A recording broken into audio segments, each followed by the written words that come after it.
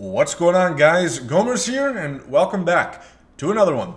Now, I've been known to be quite the suave young gentleman when it comes to dates. There was a first date that I had one time where, it was progressing, it was going decently well, and we ended up walking in a park, and those little, like, reddish-orange flags that they put where they have wires buried, they're about to do some stuff with it? I tripped over that. I tripped. Stevie Wonder wouldn't trip over that. I did.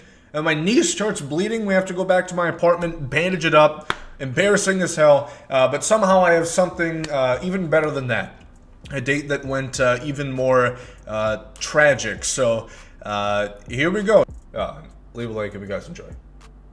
Subscribe too. So buckle up, because we're in for a real wild one here. So this girl and I, we're talking. We're in the talking phase. We hadn't met up to this point. We were going to, but things didn't work out, and she was going on spring break, I think, to California for a few days. So we said, all right, we'll make plans to meet up afterwards when her flight comes back. And it's cool. So I'm thinking, what could we do for a first date? Make it entertaining or whatever. And initially we had planned to meet up around 6. 6 passes, she had stuff going on, cool, I guess. She ends up coming to my place at 11 p.m. at night. Not off to a great start, limited to what you can do at that point. What are we gonna go to fucking McDonald's for the first date? I guess it might have been better than what actually ended up happening. So, I'm into her, she's into me, clearly.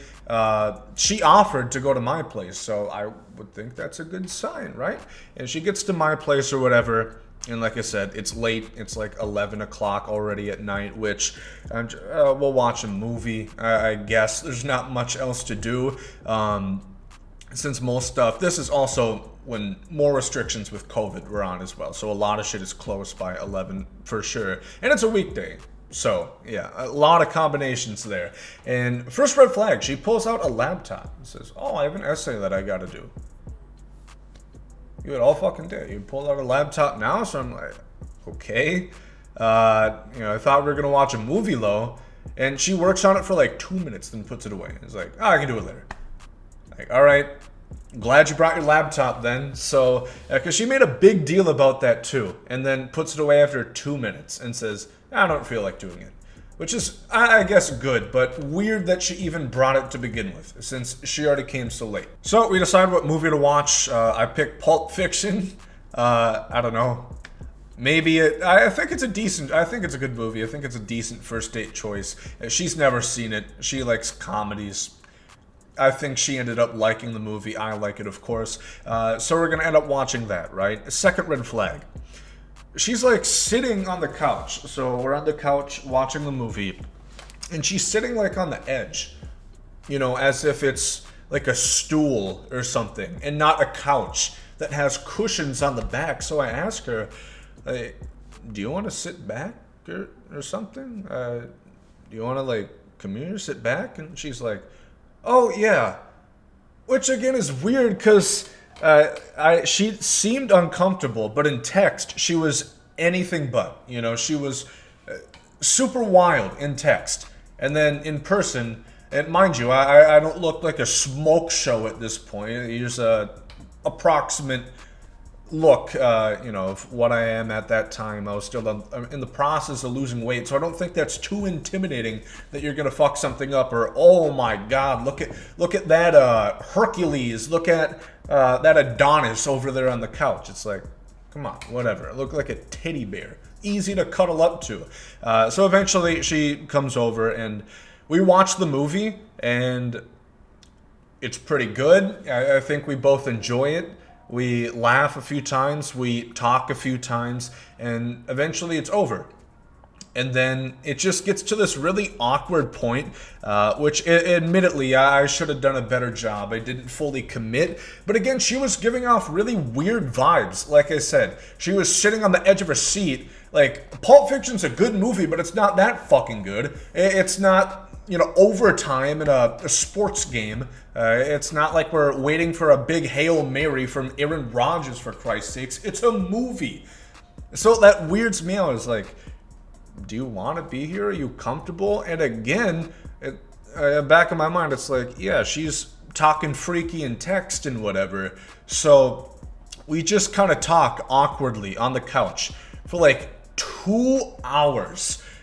Really bad. You know, I should have definitely made a move by then, which is kind of my fault. But like I said, it's still kind of tough to tell. I couldn't read her well enough, I suppose. Maybe if I went to college, I would be able to read her better.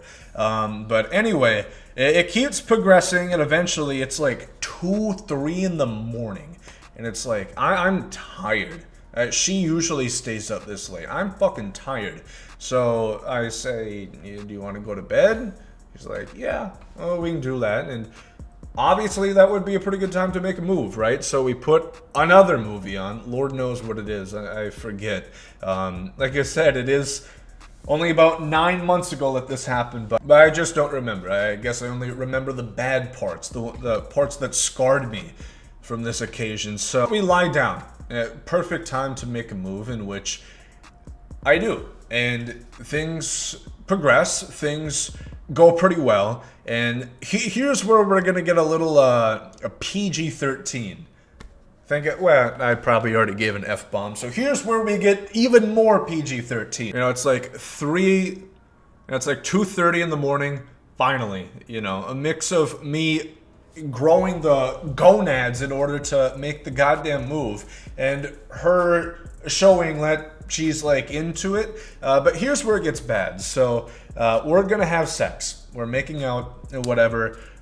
2 very bad things that still scar me to this day. She used teeth. She was scraping my shit like she was a, you know, beaver or something with those teeth. It was terrible. If you've ever experienced bad head before, you know exactly what I'm talking about. It should feel good. It shouldn't feel like torture. You know, maybe some guys are into that. I would rather have my foreskin be unscathed. So automatically I'm like, oh my god. Oh my god. So I act like it's good. I'm like, yeah, you know, seem like I'm into it, because I don't want to say something that's gonna ruin the moment. It's probably not gonna lead to anything else. But where it gets even worse, somehow we're gonna have sex. And now I pride myself as a man of between 5.56 inches. I was a bit heavier at this point. If you guys have been overweight, you know exactly what I'm talking about. You have potential when it comes to your dick, because there's extra skin, there's blubber.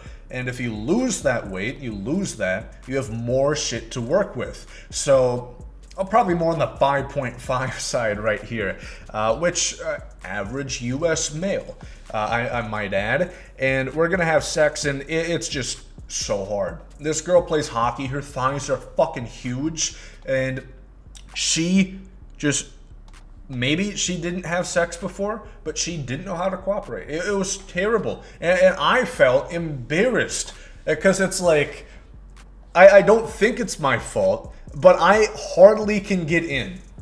You know, sparing details, but you know what I mean.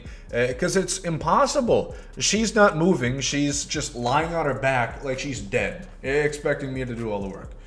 So it's terrible. Well, we hardly end up having sex because, I mean, it's not too easy to stay interested when that is going on. Very, very not fun. So we end up, you know, keep messing around. It wasn't very good.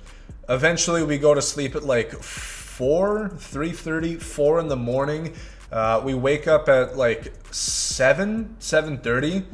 We go out to the car, because again, I got no sleep. I have work to do. I'm like, oh my god, this shit was terrible.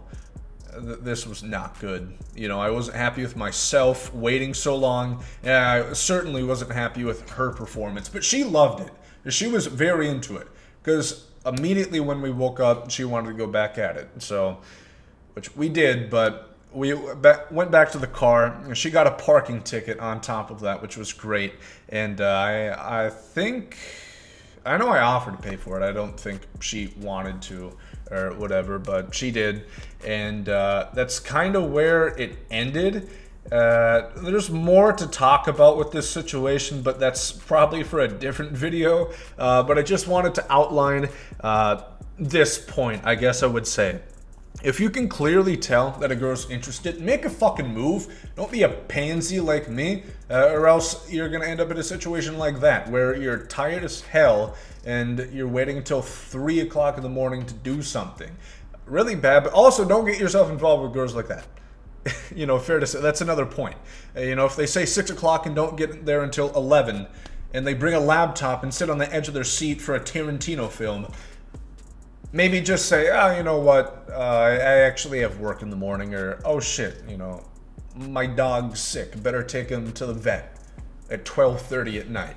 So that's kind of my detailed explanation for what I consider to be one of my most embarrassing moments, and definitely worst date, worst experience by far. So here's to hopefully not having anything that will top that, and hopefully have learned some experience through that ordeal. Let me know what you guys think. If you guys have a terrible experience with the date, let me know in the comment section. Leave a like if you guys enjoy. I have plenty of stories throughout my 20-year tenure that I can talk about. Like I said, just a lot of stuff I'm interested in, as far as videos that are going to be on this channel, of course. So keep an eye out, subscribe if you guys are new, leave a like if you guys enjoy, and thank you for watching. There goes thumbs out. Yeet!